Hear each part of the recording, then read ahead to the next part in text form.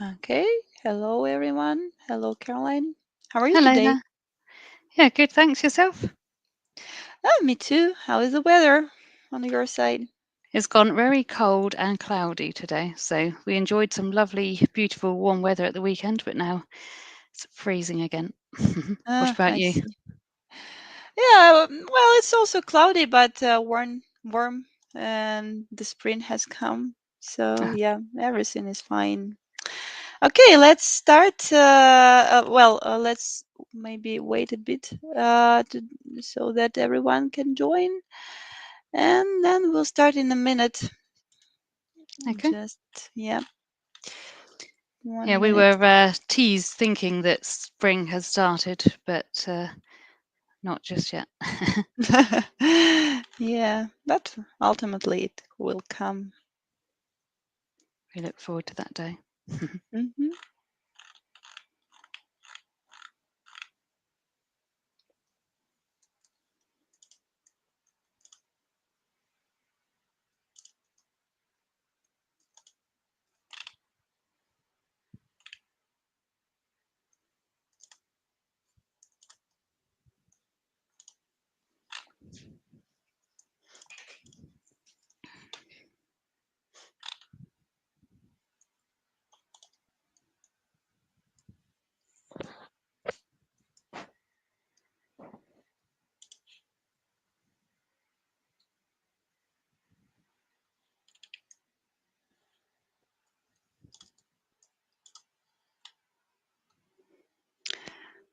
All right, I think we can get started since we're already 3 minutes. Yeah, today we have Caroline, and she will talk about stepping outside the comfort zone. I believe everyone working in such a VUCA world usually steps out from the comfort zone, and Caroline will share some tips and trips sorry tips and tricks yeah regarding how to manage it. So yeah, thank you for coming, and Caroline, the floor is yours. That's great. Thanks so much. Hi, everyone. I'm Caroline Zeep, lead business analyst at EPAM in London. Nice to meet you all, and thank you all for joining today. I've over 15 years experience as a business analyst and solutions consultant, helping lots of clients with anything from their e-commerce store implementations to implementing new industry rules and regulations in pharmaceutical and in energy now as well. So you can imagine quite a variety of tasks, customers, and challenges that I've experienced along the way. One of the most significant challenges I've faced, and one Tatiana was saying there, a lot of us can probably relate to, is stepping outside your comfort zone, whether it's taking on a new role, learning a new technology, or perhaps, as I'm doing now, navigating an unfamiliar territory, changing domains. Stepping outside of what we know can be daunting, but it's also where the most growth can happen if you allow yourself to step outside of your comfort zone. Today, I'll share some experiences that I've had and how it felt to be in those situations, and some strategies to manage and hopefully survive them as well. My hope is that by the end of this talk, you'll feel empowered to embrace these moments of discomfort as opportunities for growth. So, my question to you is, as a business analyst, what does it mean to you to work outside of your comfort zone? Hopefully, you can all join this question or this poll at slido.com using the code there, or simply using your QR code from your phone as well. So if you could type in the chat perhaps 5 words or less about what it means to you as a business analyst to work outside of your comfort zone. It would be great to hear your thoughts.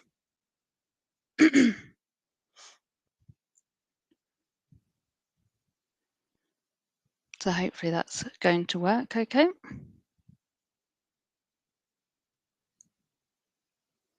So I'll give you a couple of minutes to do that. Tatiana, can you see anything coming through there? Oh, here we are. Yeah. Obviously, a bit of a delay there in the Yeah. poll coming through. So be stress-free every time. Oh, that would be very nice. Yep. Any other thoughts there? Don't know if anyone's putting anything in the chat as well, if they can't access Slido. So I've posted in the chat the code, but probably there are not so many people watching our video online. Oh, So okay. yeah, we Fair can enough. proceed, I guess. Brilliant. Okay, so that's great. Thank you very much to the person who's written that. To be stress-free every time, that would be really wonderful. In my thoughts and opinions, I feel it's where you feel uncertain or unprepared or even anxious because you're tackling something new or unfamiliar. This could include taking on a role or responsibility you've never handled before, working with a new technology, tool, or methodology, perhaps leading a high stakes project, or presenting to senior executives or large audiences. Navigating a completely new industry or domain, or perhaps you feel isolated. Maybe you're the only person from EPAM on the account, so it's a small team and you need to represent the company and company values. These situations can feel overwhelming, but they're also where we learn, adapt, and grow the most. So I'll be taking you through some of these throughout the course of this session. I see someone else is typing something there as well, so I'll just give them a moment.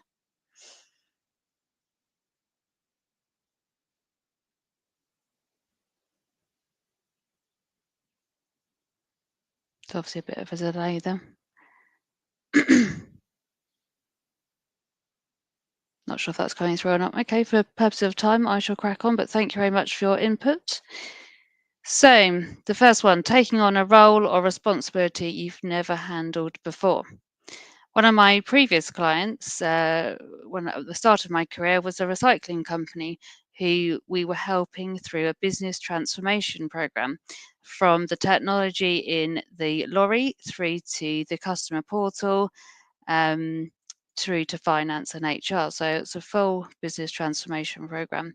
This was quite early on in my career, and I'd never worked in this industry, and some of the key stakeholders at the client were quite demanding, to say the least. I was the lead BA and keeping track of all the change requests on the program, ready for key meeting with the CTO to go through these. There was approximately 20 contentious and political change requests with this client. At the time, I thought I'd enlisted the help of my program manager to be there at the meeting with me for moral support. But unfortunately, he had to rush off into a higher priority meeting, so I was left to handle it alone. So, as you might imagine, this made me feel full of anxiety. A lot of what ifs came through my mind. What if I messed it up? What if I don't understand something? Can I do this? But also at the same time, I thought, well, they've left me to it, so they've obviously feel confident that I can be given that responsibility. So a bit of excitement there as well.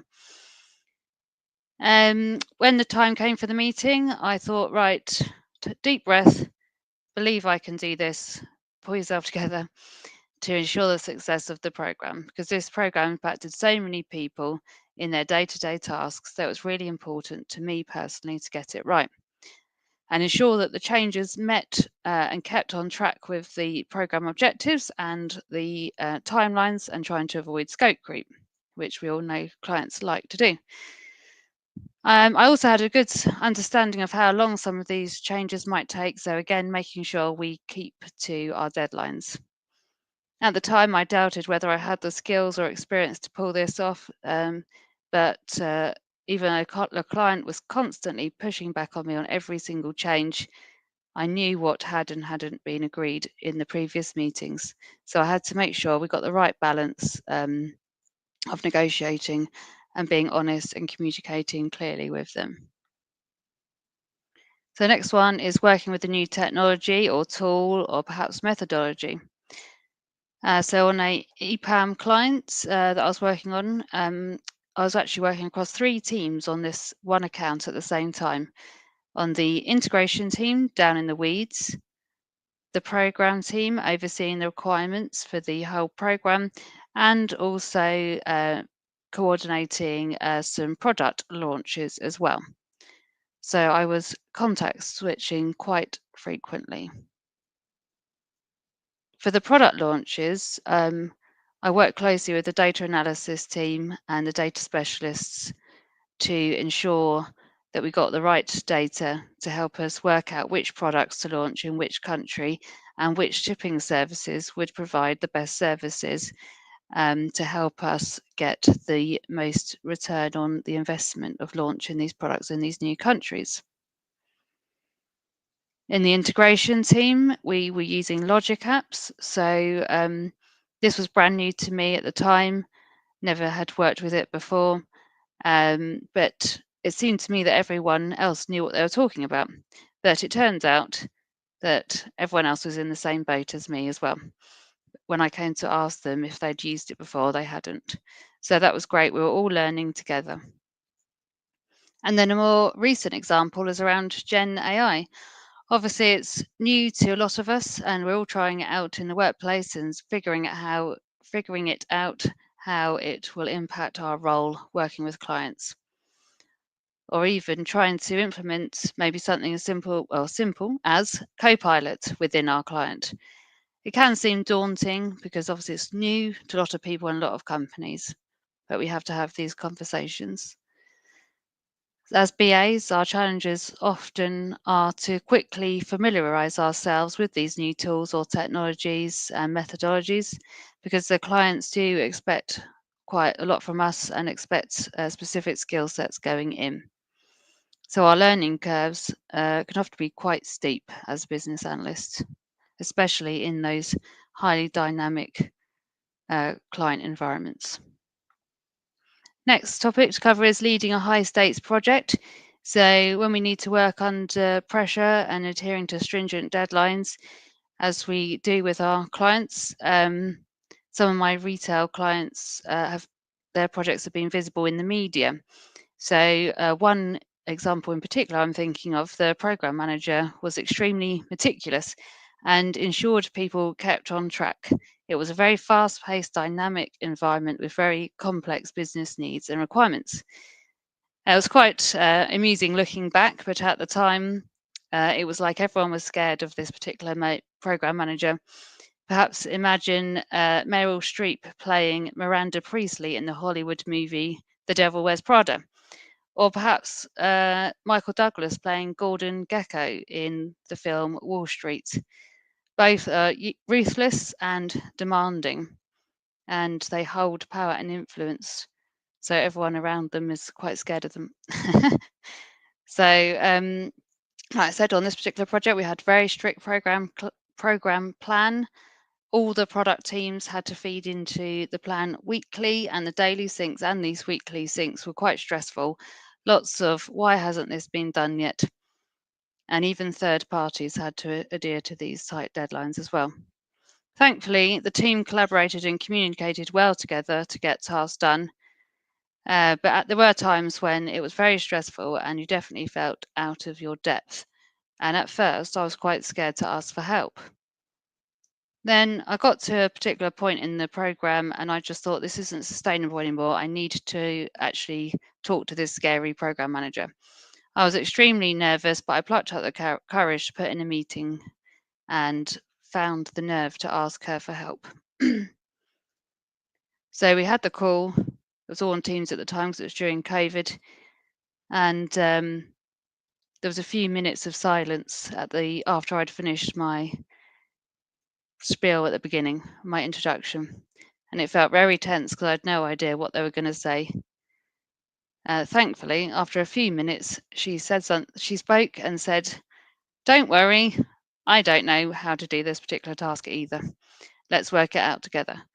So after that moment, I could actually breathe again, and our relationship changed. And I didn't feel afraid anymore to speak up and ask questions and say I don't know how to do this particular task that they were trying to get me to do.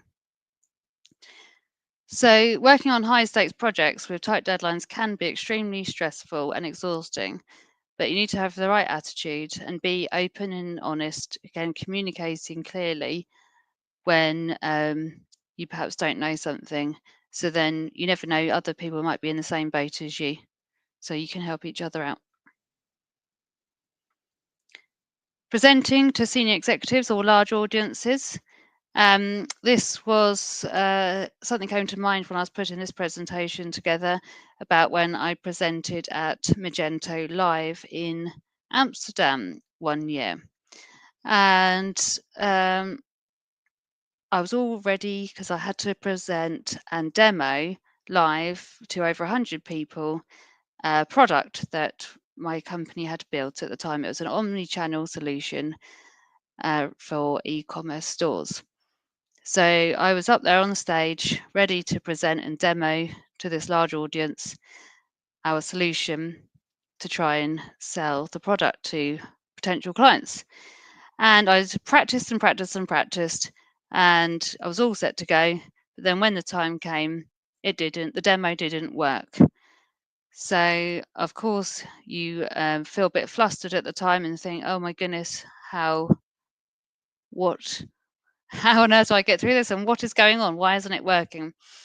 So I managed to try and lighten the situation a bit with a few jokes about obviously demos never working in real time, and also how many solutions consultants or business analysts does it take to actually drive a demo.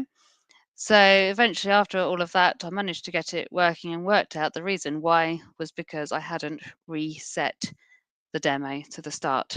So lesson learned there. Always make sure your demos are in the right place before you present to the live audience. So again, it's quite a daunting thought about standing up in front of all those people, but we did it by taking a moment to breathe and think about what had gone wrong. So a few things that have helped me on my projects, perhaps also might make you think about it for your projects going forward. So keep communication lines open, be focused, be efficient, be honest, be collaborative, and also share knowledge.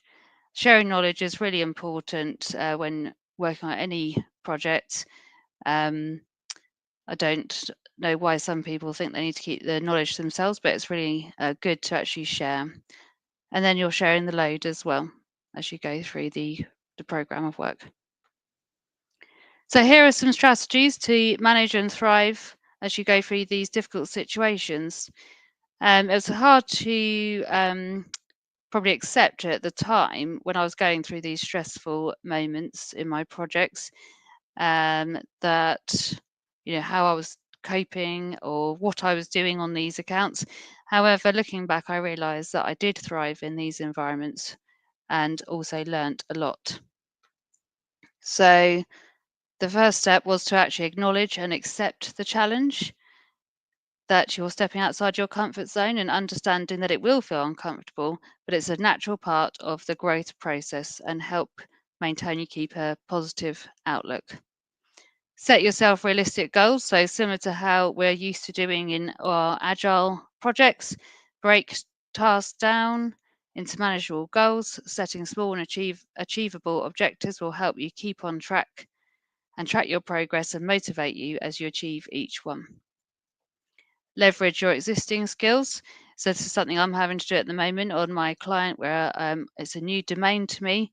So some aspects are unfamiliar to me, but obviously I'm doing a business analyst role so that I can identify these skills and leverage them to provide confidence as I navigate around the new domain. Develop resilience. So building resilience is key to operating outside your comfort zone. This means developing the ability to cope and adapt to new challenges and setbacks without being overwhelmed. It's probably easier said than done, but it's good to at least try. So techniques such as mindfulness and maintaining a work-life balance and positive thinking can enhance your resilience. So have you or anyone here used mindfulness techniques, perhaps in or outside of work? So just got a little poll here again if you want to say yes or no. So I think it's the same code. Hopefully it comes up on the screen. I'll just give you a moment to answer them. Has anyone here used mindfulness techniques at work or in or outside of work?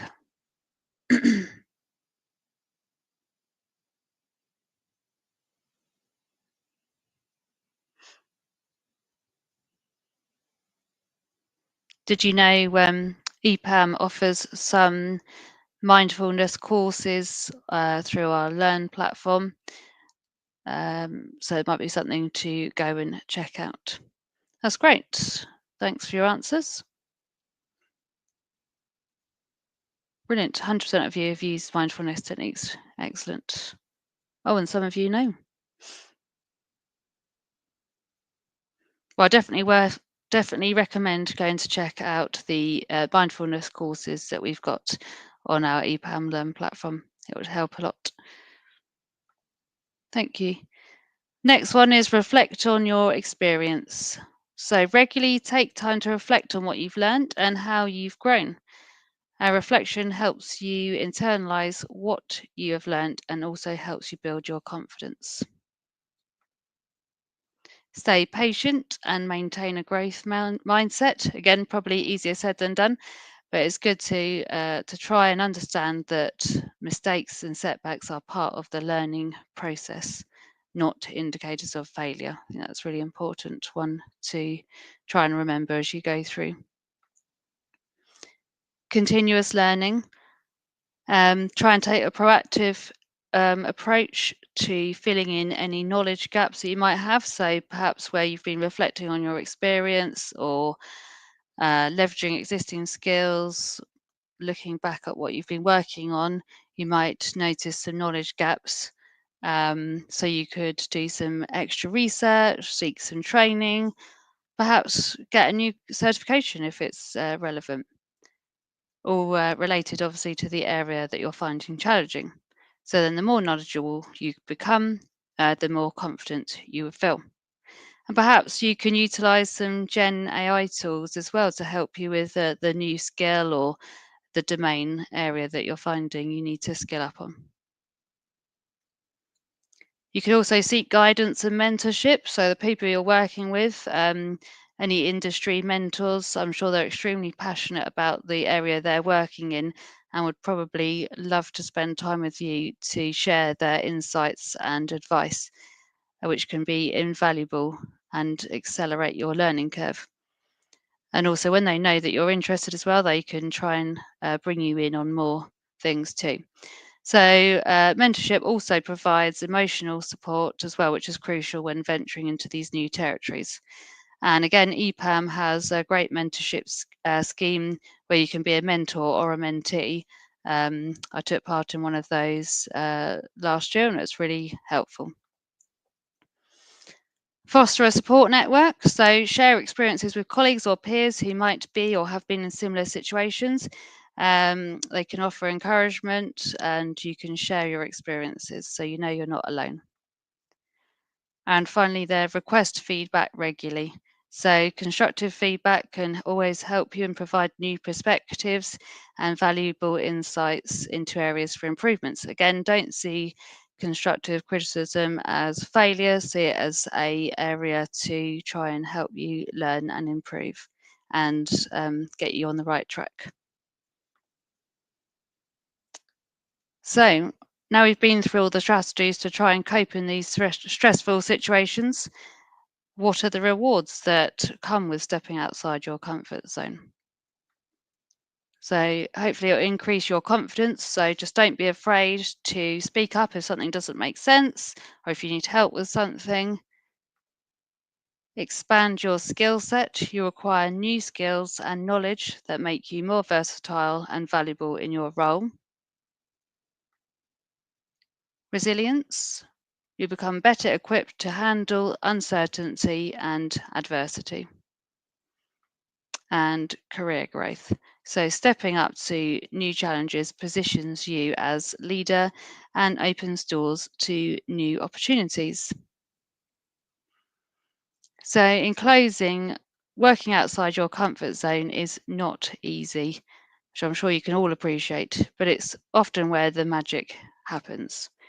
As you can see, there's many rewards that come with giving something a go. It's where we discover our potential, build resilience, and achieve things that we didn't think was possible. So, the next time you find yourself in an unfamiliar or challenging situation, I encourage you to embrace it. Remember, growth doesn't happen in the comfort zone, it happens when we step beyond it. And I also need to remember that as well. So, thank you for your attention today. And I hope you found that useful. And I'd love to hear your experiences and any questions you might have. Thank you very much, Caroline, for sharing your expertise. I guess that's how looks like how. Like a visit to a psychologist. Yeah, thank you very much, and I hope that this will be very useful for our colleagues and for everyone who is working in such a stressful environment. Yeah, so far I don't see any questions in the chat, so I guess if there are any, they can contact you on offline. That's right. So Yeah, yeah, definitely. Got my details there. yeah. Great. So Thanks very much. yeah, thank you very much, and have a nice day. Angie, thank you. Thank you.